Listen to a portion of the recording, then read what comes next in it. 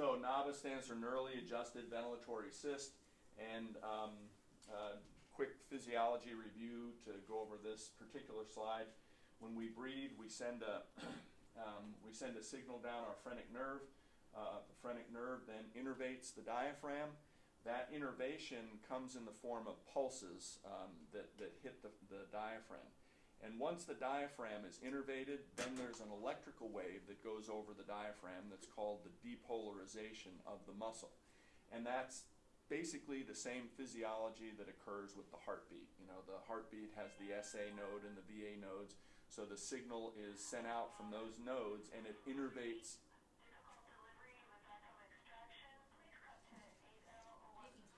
It innervates the muscle, the cardiac muscle, and the muscle then contracts. The difference being between the heart and other muscles, such as the diaphragm, you have the two atria, the two ventricles that need to beat at different times, so the signaling is sometimes delayed so that the atria contract and then the ventricles contract. So the EKG signal that results from the innervation of the muscle is pretty fancy. You know, you got the P wave and the QRS and the T wave and all that. But in a regular muscle, you basically have contraction and relaxation, contraction, relaxation. So there's no, you know, it's just up and down in terms of the signal. So we have the innervation of the diaphragm as a result of the phrenic nerve pinging the diaphragm. Now, what happens is that if the brain, the respiratory center detects a greater need, you know, there's, you know, you have an obstruction or you begin to go into ARDS or pneumonia, that kind of thing, the brain then is not getting the feedback that it normally gets, the positive feedback saying my volume is good, my CO2 is good, all the other indicators from the rest of the physiology in the body is good. So the brain then goes, I better tell the diaphragm to contract harder because we need the volume. So what happens is the frequency of that pinging from the phrenic nerve increases, which then causes the depolarization of the diaphragm to increase.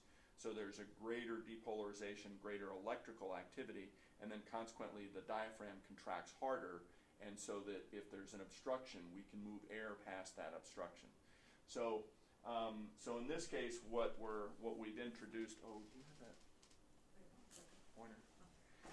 In this case, down at the bottom, we have the two graphs. We have the EDI, and that stands for the electrical activity of the diaphragm, which is analogous to the EKG, which is the electrical activity of the heart, but it's specific to that muscle. So it's the electrical activity of the DI diaphragm.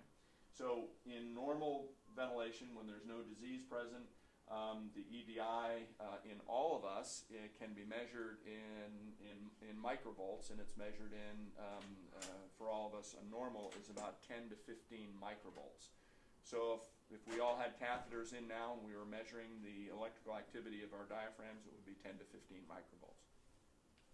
And that's this right here. So, and that produces then, that contraction at that level produces a normal tidal breath. So any one particular breath, the EDI might be a little higher, a little lower, so any one particular breath, we may get a little more volume, a little less volume, but over time, the brain is just regulating that to maintain homeostasis with our blood gases and all the other things that it has to do, the respiratory center.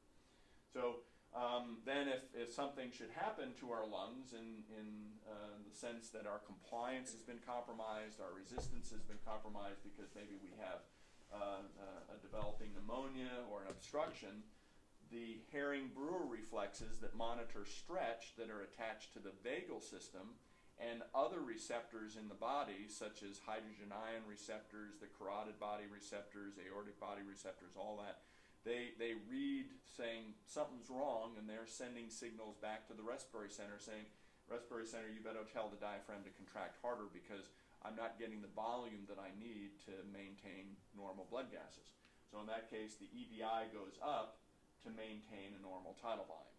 I mean, even though we might have congestion in the lung, congestive heart failure or whatever, if we could maintain a normal tidal volume, that's what we still want to do. But in order to maintain that normal tidal volume, we have to do more work to get the same volume in because we have these compliance issues to deal with the lung. So then if we get really sick then, the brain says, all right, I really got to tell the diaphragm to pull hard, and we can maintain that tidal volume. But if we have to keep doing this for extended periods of time, like in COPD patients or kids that have depletion of their surfactant, what happens is that they're no longer able to maintain the tidal volume that they need to maintain. Tidal volume begins to go down because the diaphragm, even though it's getting pinged by the brain going, come on diaphragm, contract, it's becoming more and more fatigued to the point where it becomes so dysfunctional and so weak that it can no longer create the negative interpleural pressure that's necessary to pull the volume in.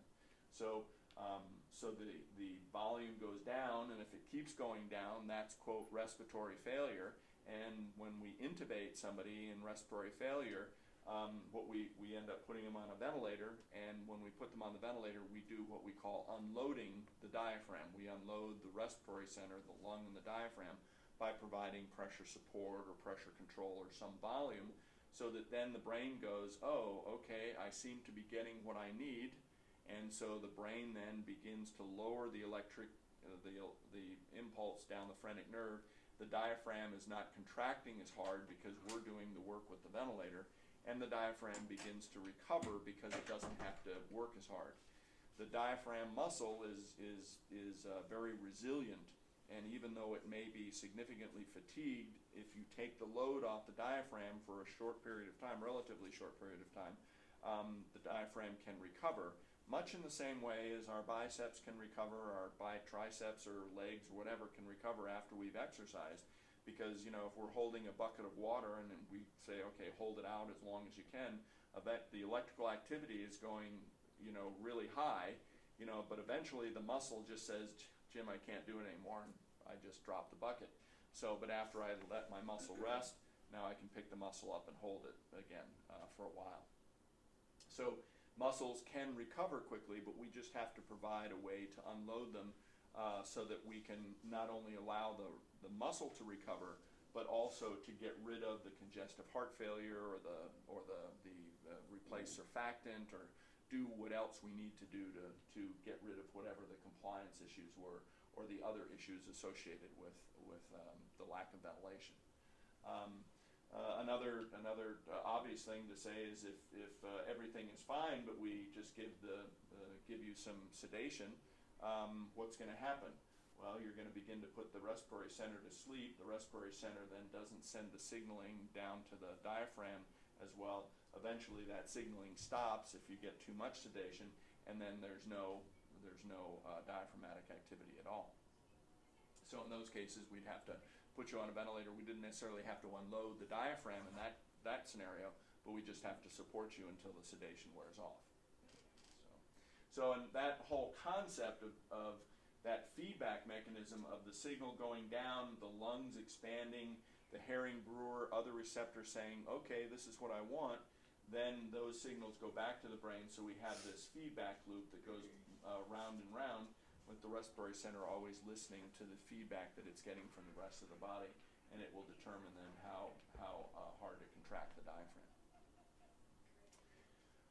So the NAVA concept is, if we look at the ventilator in terms of how ventilators have worked historically, we have a signal that goes down from the respiratory center down the phrenic nerve. It causes the diaphragm to depolarize or become excited, and then the diaphragm then contracts after that, so that we know from our muscle physiology that the depolarization of a muscle precedes the contraction by an instant. So the depolarization is not the contraction, but the contraction occurs by the muscle an instant later, and that's the same way with the heart. And then we get the diaphragmatic contraction. The contraction then causes the chest wall and lung to expand, creating a negative interpleural pressure or interthoracic pressure, which then, the old saying, nature hates a vacuum, so air rushes in to fill that vacuum up that's being created by the negative pressure in the chest that we're creating. And then consequently, flow comes in, our lungs expand, Herring-Brewer and other receptors say, okay, that's enough, and then the signals go back to the brain saying, brain, you can tell the diaphragm to relax. Now, keep in mind that, and we know this as respiratory therapists, that the diaphragm is only innervated in one direction. We can only innervate or contract the diaphragm voluntarily or involuntarily. We can cause it to contract and go down, which causes my lungs to fill up, but we can't voluntarily or involuntarily cause the diaphragm to go backwards, in other words, to push. So when we sneeze or cough or forcefully expel gas from our lungs, it isn't the diaphragm that's doing that, it's the abdominal muscles that we're using to push the contents up, to push the air out of our lungs, pushing the diaphragm up physically, but the diaphragm is not contracting, or it's not being pushed up in the other direction. Now, the only thing that we can do in that regard, though, is we can contract the diaphragm, but we can also hold the diaphragm in certain positions. So we can, and I'm not allowing my diaphragm to relax because I haven't gone into exhalation yet. I haven't allowed the relaxation to occur. So that becomes an important point when we talk about NAVA, particularly in babies, because when babies breathe, they contract their diaphragms, and then they, normally would be allowing the diaphragm to totally relax, and then the resistance and compliance of the lung will cause the passive exhalation to occur. That's the way we breathe. Our inhalation is active and our exhalation is passive. But in babies, they have floppy chests. The cartilage, the bones aren't developed. They have a lot of cartilage there. So whenever they inspire, their chests have a tendency to collapse somewhat, which you can imagine if it's collapsing as the lung is trying to fill, that creates a little bit of a problem in terms of filling the lung. And also the tracheal rings and the bronchial rings are still pretty floppy themselves as well. The cartilage hasn't hardened up, and so the airways may have a tendency to kind of shrink down a little bit during inspiration because of the negative pressure. So what babies may have a tendency to do, or before I describe that, in adults, when our diaphragm, our EDI might go up to 10, 15 microvolts to move a normal, then when we relax, the electrical activity of the diaphragm goes back to essentially zero, okay, or there might be some, 0.2 or 0.3 microvolts still there, and then in the next breath, the EDI goes back up to 10 again.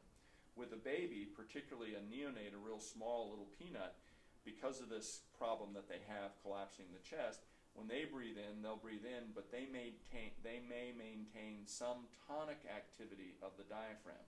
So they breathe in, and then when they allow exhalation to occur, they stop their diaphragm at a certain point to maintain some greater negative interpleural pressure, which has a tendency to keep the lung, keep a slightly higher FRC in the chest, so that they're keeping their airways open. So they can maintain tonic activity of the diaphragm, which maintains the airways open. As they get older, this tendency for that tonic activity of the diaphragm to go away, and then their physiology, all the feedback says, hey, that's okay, the lung is open, everything's open, everything's fine, you don't need to keep that tonic activity of the diaphragm.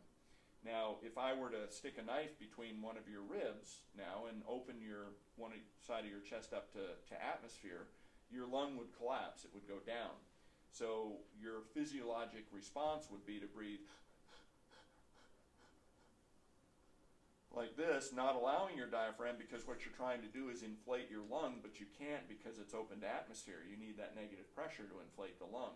So when they put the chest tube in, creating the negative interpleural pressure again, now your lung pops open again, and you don't have to do that. So what you could see with NAVA, after you've done it enough and used it for ventilatory support, is that you can use it in some cases as a guide for PEEP titration. Because if the baby's EDI minimum, the minimum which normally should be 0 when we're totally relaxed, is up to 2, it only goes down to 2 microvolts, then back up to 10, what the baby's saying is, I've got to maintain FRC. So if you titrate your PEEP up, let's say from 5 to 6 or 6 to 7, the physiology says, well, wait a minute, now the chest is open, I don't have to maintain that tonic activity anymore, so I can allow the diaphragm to completely relax. Consequently, I'm using less calories to maintain that tonic activity, and I'm more comfortable because we've replaced with mechanical PEEP what the patient was trying to do physiologically. So in some cases you can titrate PEEP up and down, and you're looking at the EVI minimum, okay? So that's kind of a little tip that people have learned over the course of time using NAVA in terms of understanding the principle of respiratory physiology and what the diaphragm does. So in this case, when we look at this, when we talk about normal ventilation, not talking about NAVA just being on the ventilator, traditionally or conventionally, the patient has to create a negative pressure or flow change at the Y. That's transmitted back to the ventilator, and the ventilator then gets that signal and begins to deliver a breath. Now, over the years, that the signaling from the Y has improved on all ventilators greatly. Some ventilators use sensors, others don't. But regardless of whether you use a sensor or not, the triggering time is pretty much the same on all ventilators, regardless of whether you use. And in some ventilators, even when you're not using a sensor at the Y to pick up that electrical activity, I mean the pneumatic pressure, sometimes ventilators can deliver a breath or get to pressure even more quickly when there is a sensor at the Y, for those people that have ever used a Draeger ventilator versus this ventilator. The servo has been proven to be really quick, and in some cases quicker than those ventilators that use a sensor at the Y. But so over time, ventilators have gotten better. In the old days, if I was on a ventilator, I'd take a breath, and it would be next week before the ventilator began to deliver the breath, because the response, the microprocessors, the valving systems were so slow. But over time, that has improved to the point where now in normal situations, normal patients without any inadvertent PEEP, that kind of thing, that the triggering delays are insignificant, really.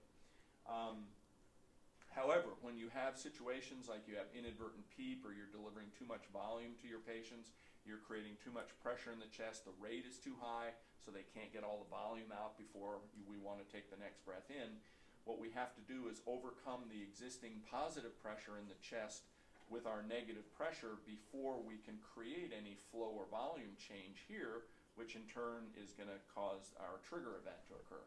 So in those cases, we have what's called trigger asynchrony, where there's a delay between the diaphragm moving, okay, I expect to see air coming in, but it's not, and okay, now the air is coming in because it took a little bit longer for me to equilibrate and overcome the positive pressure that's already in my chest from the auto-PEEP. Or if there's water in the tubing or water in the lung, that same thing can happen. So you have triggering delays.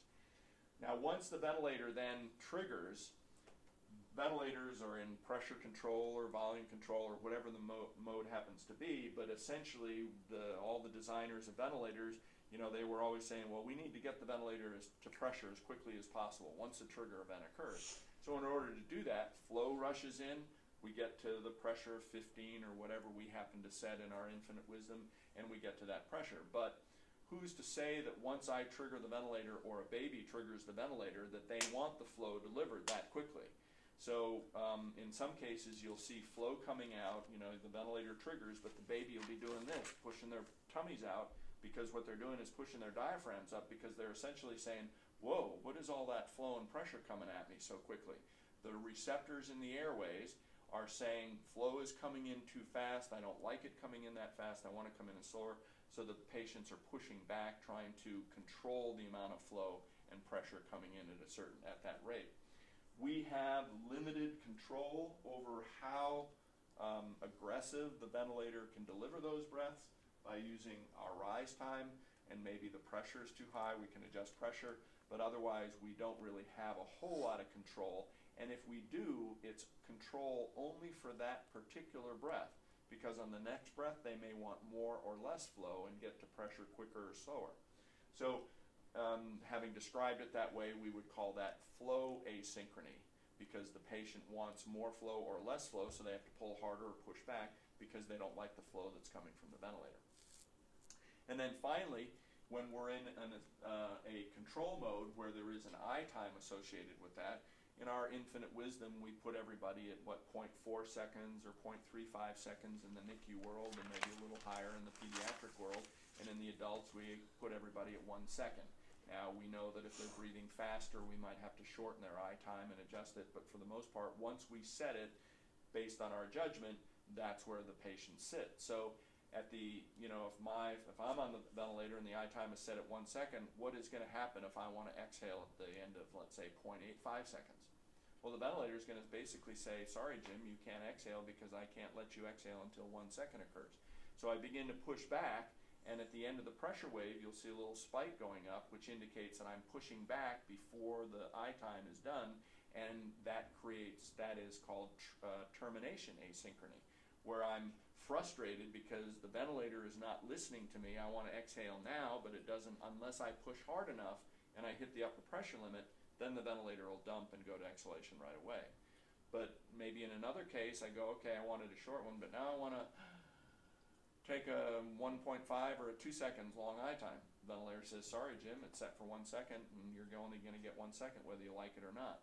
So these three issues of trigger asynchrony, flow asynchrony, and termination asynchrony make up this argument that patients, whether they're babies in particular or adults, have an argument with the ventilator, and they're constantly arguing with the ventilator because the ventilator is not doing what they want it to do. Now, up until recently, with the development of NAVA and the interest in synchronous ventilation, people have just said, well, they're on a ventilator. What do you expect? Of course they're going to be a little agitated. I mean, I'd be agitated too if I had a tube down my throat and I was on a ventilator. And, oh, but the ventilators are good. We can set the amount of pressure and volume you get. But still,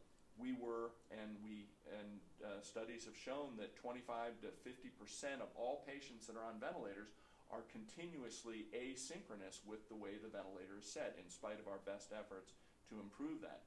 That asynchrony has been proven to lead to longer lengths of stay on the ventilators, increased peak airway pressures because your tendency to fight with the ventilator a little bit. You're not pulling at the same time the ventilator begins to deliver the breath, but you say, okay, here it comes, I better start pulling, so there's delays, and when you begin to accept the breath, respiratory rates being high, that kind of thing, particularly with neonates. So there's a great move now to look at synchrony issues, whether or not you're using NAVA or not, but to look at ways to improve synchrony, and that dysynchrony or asynchrony issue extends also to non-invasive ventilation, where that's one of the biggest issues why we can't effectively ventilate patients, because we are asynchronous because of the leakage that occurs, whether you're using teeny little nasal prong, or like the RAM cannula or the Medin interface, or in the case of adults, the adult mask. So we have leakage that we have to deal with, but that creates or throws into the mix that asynchrony associated with ventilation. If we could improve synchrony during non-invasive ventilation, we could, in a lot of cases, and this has been demonstrated by people that use NAVA, saying, well, normally we would intubate this kid because he's pretty sick, but because we have a more efficient way or a more synchronous way to ventilate a patient and give the volume and pressure and rates that he wants, we can put him on non-invasive NAVA and ventilate him and avoid intubation. And we've had comments from people that start using NAVA and are using it consistently that said, everybody really likes it, it's great for the neonates, it's great for the adults, but the therapists are complaining because they're losing their intubation skills because they don't have to intubate as many. So in some of those nurseries where they intubate, routinely, they'll say to you, we rarely intubate anymore, because we have a better way, and we have more tools in our toolbox to synchronize ventilation with these kids. So with the normal ventilator,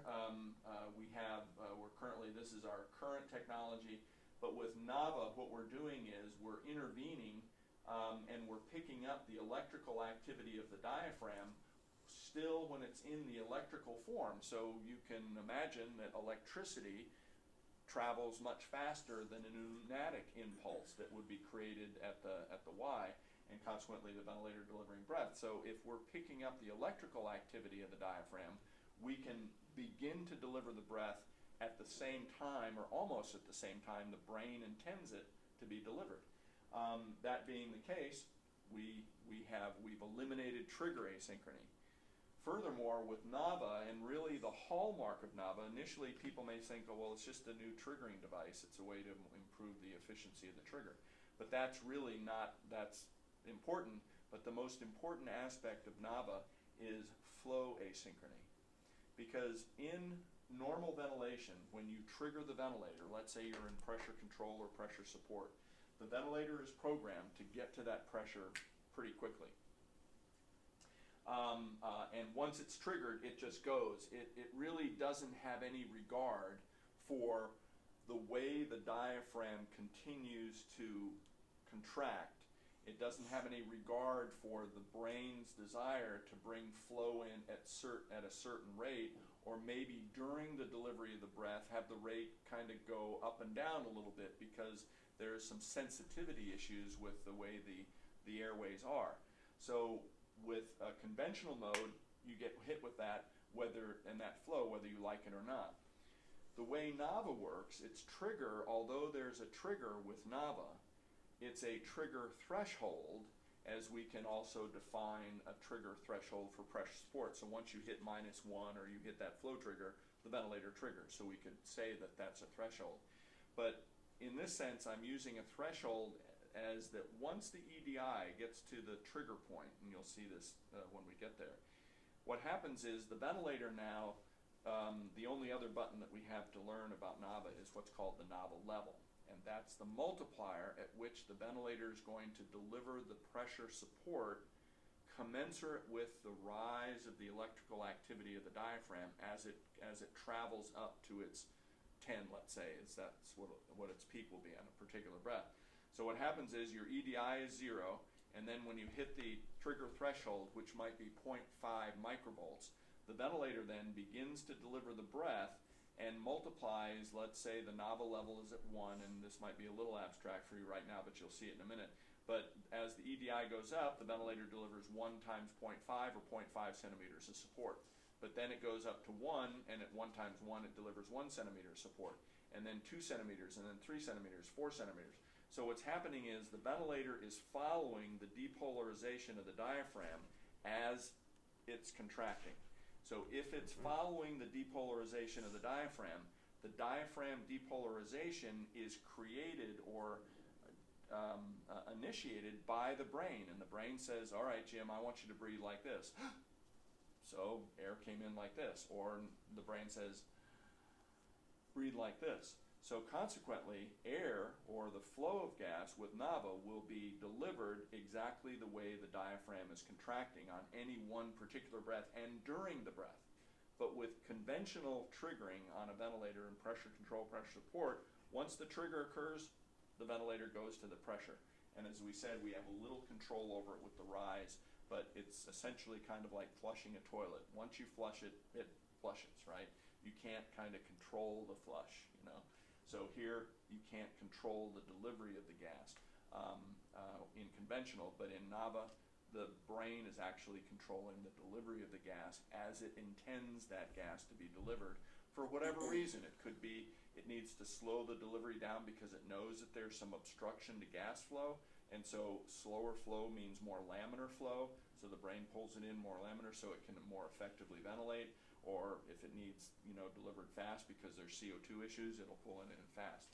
So those are the differences between triggering with NAVA and triggering with conventional ventilation. So here's just another way to describe that neuroventilatory coupling. We have the tidal volume and the EDI in a normal healthy person, and then we have COPD. The EDI is high, but the COPD person still maintaining the same volume. And then in a post-polio patient where there's been diaphragmatic dysfunction occurring because of the polio after the patient recovers, the patient lives at a higher electrical activity of the diaphragm to maintain a normal tidal volume. So in a COPD patient, as they get worse over the years, the COPD patients, the lung becomes hyperaerated, and the diaphragm has a tendency to become flatter and flatter over the years. So as a result, then when the patients are healthy, before they have pneumonia or anything else like that, their EDI is much higher than a normal EDI is, because when your diaphragm becomes flatter, it has less room to move, so to speak. In other words, the diaphragm can't, it's already down, So it has trouble going down any further to create the negative interpleural pressure that you need to pull the air in. So as a result, if you watch patients, COPD patients, and I'm sure you all have seen this, that are just watching TV, that are healthy, they don't have pneumonia or any other issues, you know, they're doing this, things like this, because they're not only using their accessory muscles, but they're trying to get as much movement out of their diaphragms as they can. So their EDI might be normal 20 or 30 microvolts, where ours is a normal of 10 microvolts, 10 to 15 microvolts to move a normal tidal breath. So now you inoculate their lungs with a little pneumonia or congestive heart failure or a little ARDS, and now the brain goes, man, I've been telling the diaphragm to contract harder than I did when this guy was 20, and the diaphragm's been basically doing it, so we've been okay, but now I've got to tell them to contract even harder. So we're trying to eke out just a little bit more negative pressure from that flattened diaphragm, and so maybe initially the patient can do that, but over time then it's going, oh man, the pneumonia is getting worse, diaphragm has to contract harder, now the muscle begins to fatigue, the tidal volume begins to drop, they call the paramedics, they intubate, unload, and put them on a ventilator. So, and when I was a respiratory therapist, practicing respiratory therapist, I'd get reports, and they'd say, okay, Mr. Smith is respiratory failure, and I'd always say, well, what does he have, pneumonia, was ARDS, what caused the failure? And I never really thought about the role that the diaphragm played in the failure, because if the guy had a super diaphragm, a Superman diaphragm, he wouldn't have needed the ventilator because his diaphragm could continue to pull gas in that very non-compliant, sick lung and move the amount of air that he could, and he wouldn't need a ventilator if he had a super diaphragm. But the problem was the diaphragm fatigued to the point, and along with the accessory muscles, that he just couldn't pull and overcome the resistance and compliance issues that he was dealing with, and consequently he went into respiratory failure. So I never really thought about the diaphragm and its role and its failure role that it plays in, you know, the acute failure stage that we end up putting patients on. And likewise, it's the same for babies. You know, the babies, if their surfactant is depleted, their compliance is worse, they have to work harder, their little diaphragms become fatigued, and they need support, so we need to provide support in those cases.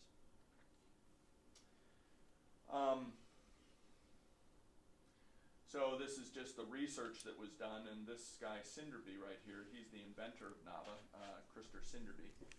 He's a PhD physiologist, he's not an MD, but he had been working on all of this for 15, 20 years before it was even adopted or put on a ventilator, to validate, you know, all the issues and all the science that he had to validate before it can become a real tool. So getting into the practical matters of NAVA, the way we use NAVA, in order to get that electrical signal of the diaphragm that I've been talking about, the electrical activity of the diaphragm, we need to use a specialized catheter to do that. The catheter, although we say it's specialized, we can look at it as essentially an NG tube. It functions in the same way as a regular NG, OG tube, depending on which route you want to take to put it in. Nurses can use the NAVA catheter for feeding and aspiration of stomach contents, so when the catheter goes in, you don't need another NG tube. You can use that catheter to aspirate and feed with. It's inserted essentially the same way as an NG tube is. You measure essentially the nose to the ear to the xiphoid process, and then drop the catheter in, and then the nurse would put a little air in the feeding port, auscultate the stomach, hear the burp, say we're in the stomach, and then there's also on the NAVA catheter a wire bundle that comes back that will connect to the ventilator.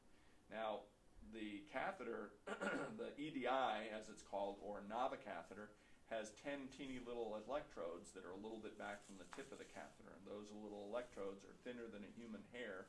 They're just wires that are embedded in the plastic of the catheter.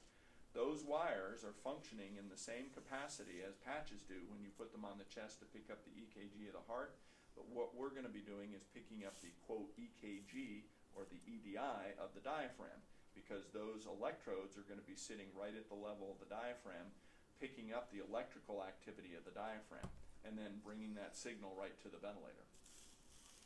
So the way it works is we drop the catheter and down the esophagus, and And here are the representation of the 10 electrodes, and regardless of the catheter size, and there's various sizes, a 16 French for adults, 12 French, 8 French, and 6 French for neonatal patients. Regardless of the size, all the NAVA catheters have 10 electrodes on them. One is a reference electrode, and then these are your business electrodes that are picking up the electrical activity of the diaphragm as it occurs, as it receives that pulse generated from the phrenic nerve. And so when we put the catheter in, one of the things that we want to do is that we can simply measure the nose, ear, xiphoid process, put the catheter in, and we're going to be in the stomach, and the nurses use it for feeding and aspiration, and they're good with that, you know. But what we need as therapists, because we're going to hook this to the ventilator, we need to make sure that the electrodes are properly positioned at the level of the diaphragm. And the ventilator will show us how this works, or how to do that. But what we want to end up with is essentially the middle electrodes being about at the level of the diaphragm. And once again, the ventilator will show us that. We don't want these electrodes to be up here, or these electrodes to be down here. In that case, the ventilator would tell us that, and we would adjust the catheter and then tape it in place, whether it be orally or nasally. But the ventilator will tell us when the electrodes are at that point. Now, each one of these electrodes, regardless of the position, will be able to pick up the electrical activity of the diaphragm. Now, because of the proximity of the heart to where the catheters are, these electrodes cannot help but pick up the EKG of the heart as well. But the EKG of the heart is on the order of 10 times greater than that of in terms of its microvolt amplitude, than that of the EDI, the electrical activity of the diaphragm. So if a normal EDI of the diaphragm is 10 to 15 microvolts, a normal EKG signal, electrical signal of the heart as it contracts, is on the order of 120, 130, 150 microvolts to contract to expel the blood through the body. So we can't help but pick up the EKG of the heart. And that's an internal EKG measurement that occurs here. But that's going to help us in terms of the positioning of the catheter. Because you can imagine that the electrodes here, if the heart were here, for example, those electrodes being closer to the heart would receive or have a greater amplitude in terms of the signal than these electrodes that are further away from the heart. So we're going to use that geographic difference between the upper electrodes and lower to determine the proper positioning of our catheter, as well as the signal that we're going to see from the electrical activity of the diaphragm. Okay. Any questions about that and all that so far? Once again, it becomes really clear when we look at it on the ventilator rather than seeing the PowerPoint, the theory of the PowerPoint. So kind of to sum up the NAVA concept is that basically what we're doing is we're directly controlling the ventilator by the diaphragm, which in turn is being controlled by the brain. So you could say that the brain is directly controlling the diaphragm through the activation of the diaphragm. Now, we could also say that the brain is directly controlling the ventilator as a result of creating the negative interpleural pressure, which causes the negative pressure to occur here, which in turn transmits the negative pressure to the endotracheal tube, which then tells the ventilator to deliver the breath. But if you take away all that and say, once the diaphragm begins to be innervated, the electricity travels so quick, the ventilator is going to respond much more quickly than waiting for all that other pneumatic stuff to occur. So hence, we have much greater comfort, much greater synchrony, much better relationship between the patient and the ventilator. PIPs are lower, FiO2s are lower because you're not working as hard to maintain ventilation. And you need less sedation because you go, well, the patient looks fairly comfortable, I don't need to sedate him. Right? So to use NAVA, you need to have, first of all, software. And you have 5 ventilators that have NAVA software in them, or the NAVA mode, if you will, just like the PRVC mode or the volume control mode or any other mode. In addition to needing the software, you need the module, and the module looks like this. It's on the side of this ventilator.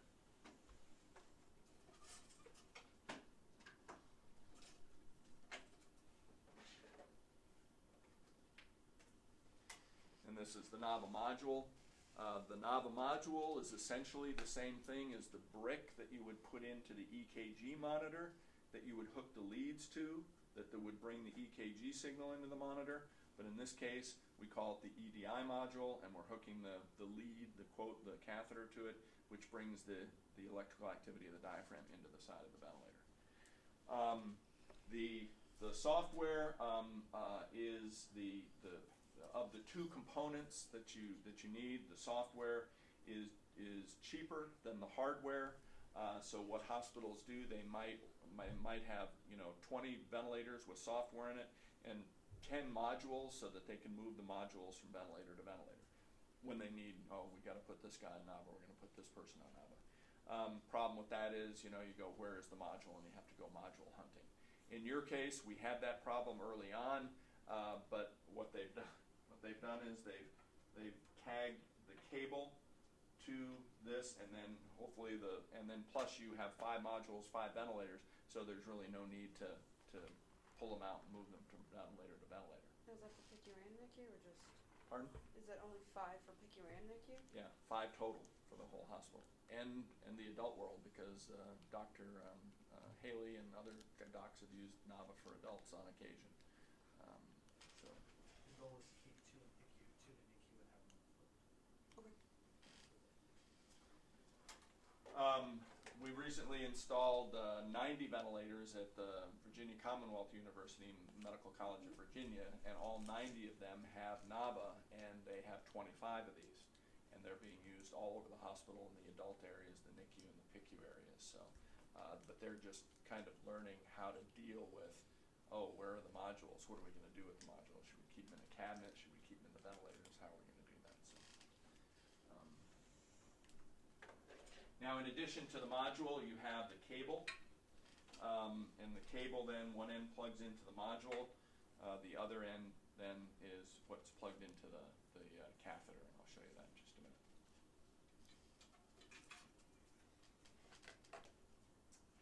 So we have the EDI cable, and then we have the EDI catheter, and the catheters, as I said, come in various sizes.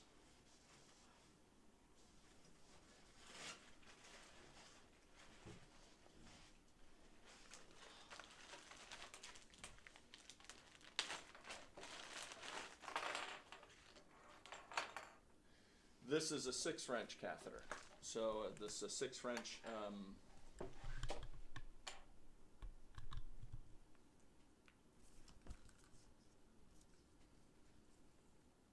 50 centimeter long catheter.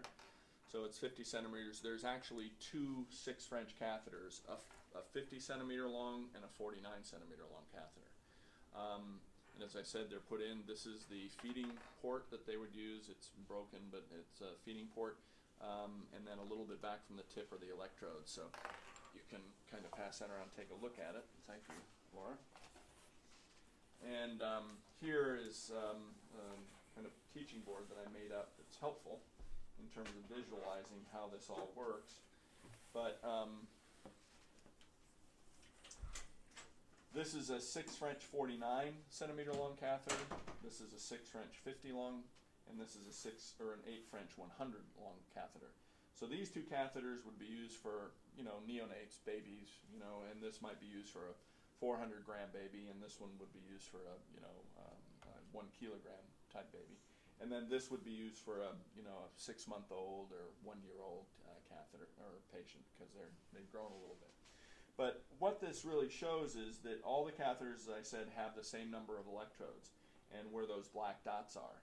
And so with any one particular ventilator or catheter, we want it positioned so the middle sets of electrodes are positioned right at the level of the diaphragm.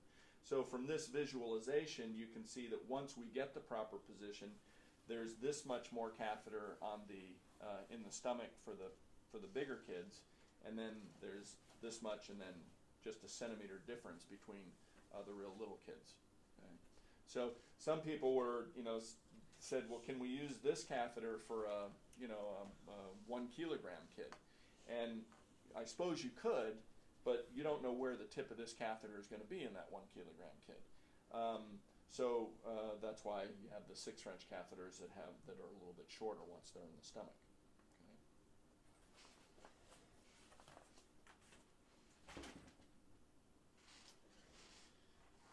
And then this is a 12 catheter, so this might be something that we could use on any one of us, a 12 French catheter. Yes, I want to put it under side. That was fun. Put it in here? Mm-hmm. Sure did. We recorded it and Yeah. seems very violent. You guys don't like big catheters. We decided that yesterday. You like little things. Yeah, that's So a little bit about the catheters. We said they're from 16 French to 12 French to 8 French to 6 French. They all have 10 electrodes. There's a coating on the outside of the catheters that when the coating gets wet, it becomes slimy. So when you put a catheter in, you're not supposed to use Surgilube or xylocaine jelly, that kind of, because it could interfere with the transmission of the electrical activity of the diaphragm to the electrodes.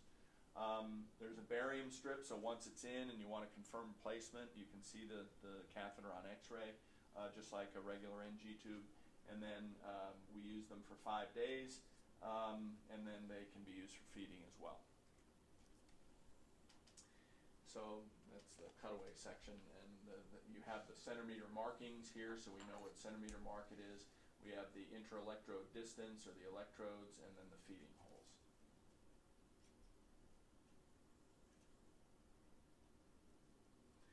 So here's the chart that we would use to determine what size catheter to use in any one particular patient. And the catheters come in these boxes that look like, this box like this.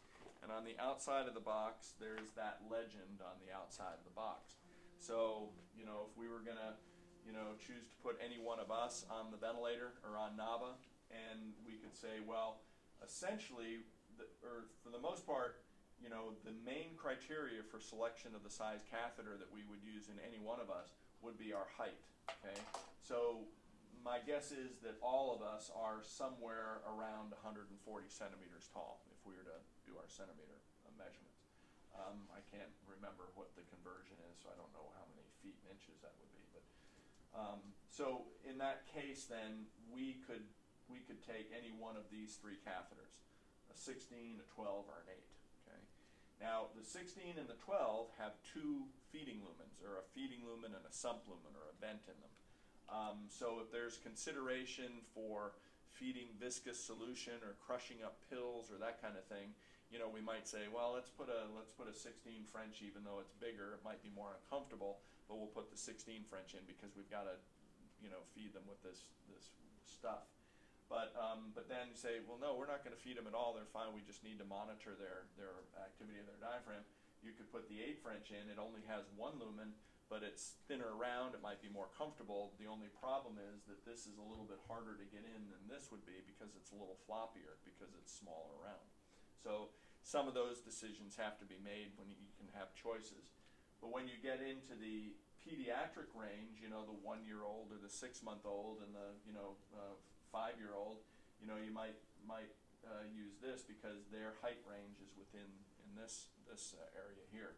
And then for babies, the first criteria, still the major criteria, is being less than 55 centimeters. So most, quote, regular babies, the newborns, are within this height range. But the only secondary consideration would be for babies would be how big are they. So if the baby is a 500 grammer, then you would use a 6 French 49 centimeter long catheter because the thought is that 1 centimeter difference might lessen the amount of time the catheter is poking the inside of the stomach. And if the baby is a little bit bigger, then you would use the 6 French 50 centimeter long catheter. Now, one of the issues, and I was called a lot about this initially, and I always try to point it out during the in-services, is that if you're saying, okay, we're going to put a catheter in this baby, but the baby is 3 kilograms, but the chart only goes to 2 kilograms. Does that mean then that we have to use this catheter?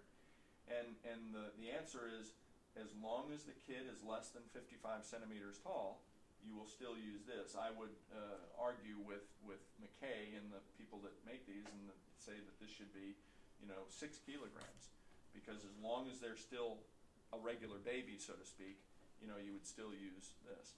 Now, jumping to here, particularly for the pediatric and the neonatal combination here, if you had a baby that was less than 55 centimeters, let's say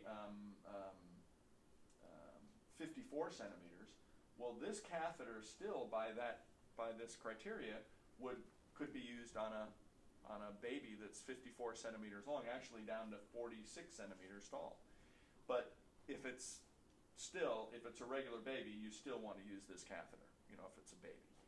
Once the baby is a few months old and is, even if the baby is a few months old and maybe 56, 57 centimeters tall, then you would go to an 8 French catheter.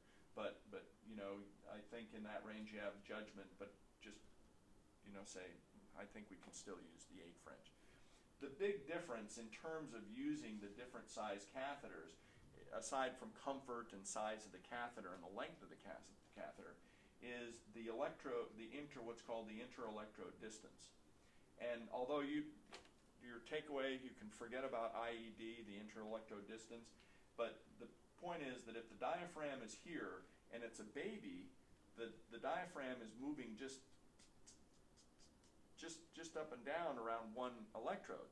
So you want a little bit more range, so when the electrodes are closer together, which they are in the smaller catheters, then the diaphragm is being measured by the upper and the ones that are above and below the middle electrode, if you know what I mean. So with an adult, you can see here that the French size is generally associated with the distance between the electrodes. So a 16 French, the distance is 16 millimeters apart. And then the 6 French, they're 6 millimeters apart in terms of the placement of the electrodes. So that's why you would just say, look, it's a regular baby, although the baby is 48 centimeters tall, and according to this we could use that catheter. He's still a regular baby, so let's use the smaller catheter. How much do those cost? These cost about $180 each, the catheters. Choose wisely. So choose wisely, but keep in mind that once you do start using them, it isn't just another mode. It isn't just PRVC or pressure support. It is a mechanism to decrease pulmonary, decrease BPD rates, decrease length of stay on the ventilators, decrease peak inflation pressures, all of that, decrease sedation usage. So when you make those decisions about cost, don't just think it's just another mode on the ventilator. Think of what you can accomplish by using this. But in our case, at the end, I'll summarize that you won't be using NAVA in the way that I'm describing it. The fully functional. You'll be driving the NASCAR to and from the post office, at least initially. The catheters come in. So in this case, you're saying we're going to use a $180 catheter just as a glorified backup machine to back up our patients. But that can be, think of that now in terms of economics. It's either that or let's put them on a ventilator, intubate them, and how much does that cost per day versus having a catheter in and backing them up on a kind of a lower level, ventilatory support mechanism. So in that case, it makes a lot of sense. Catheters come in trays, so in any one of the boxes then, you'll open the box up, and inside the box there's this tray, and the tray is in this peel pack, sterile peel pack.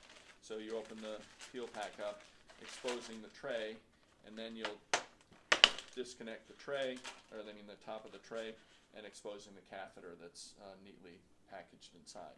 So in preparation for the insertion of the catheter, what you guys will do, because the NMPs or nurses will be the ones putting the catheters in, presumably. So what you'll do is you'll measure, you'll probably do the measurement, so you'll measure the nose from the tip of the nose, or somewhere here, to the earlobe, or here, somewhere on here, and note what that distance is. And then when you're really new, the first time you're doing it, you're better off than taking the tape measure then and measuring from here to the xiphoid process, and then taking those two measurements and adding them together to get what we call the next measurement, the nose, ear, xiphoid measurement. Now, after you have done this a number of times and have inserted a lot of catheters, you'll know approximately where the mark is going to be. So then what nurses do when they put cat and NG tubes in, they simply do basically this, and they go, okay, I'm going to put it to this mark, and they just put it in. Some nurses just go, I'm not even going to measure, because I've done hundreds of these, and I always end up at the 50 centimeter mark, so just put it into the 50 centimeter mark on this patient. You know, and they kind of, you know, learn that after time. But initially, the measurement is important, because when it comes to troubleshooting and going, you know, something isn't right, I don't see the waveforms right or something, my first question to you always will be, what was your measurement? Did you measure? And they go, well, we measured, and then because you also, and you'll see this in a minute, you'll have to do a slight calculation, and I'll explain that in a minute, in terms of finding the proper final mark that you put the catheter to. So, but in the meantime, we've measured, and then what you'll do is you'll put water or saline. The manual says water, but there's no reason you can't use saline, because you're putting it into a saline environment. So you can squirt saline or water into the channel, and that will then, you know, liberate that substance up, and just put it right in the channel here. And you might have to do this a little bit to get the water to cover the business end of the catheter that's going to ultimately be put into the patient. Obviously, you don't have to put it on this end. And then you say, okay, take it out, and we've measured, and we've done the calculation. You've got want to put it to the 18 centimeter mark for a baby, and give it to the nurse, and she puts it into the 18 centimeter mark. She'll put air in the port. She'll auscultate, because that's what she does, for determination of feeding. And then what we'll end up doing is taking the white cap off and then connecting it to the cable. And these are keyed, so you know it doesn't go in there. Just turn it gently, and you'll find the key, and just snaps in place. Okay? And then to disconnect it, just pull it apart.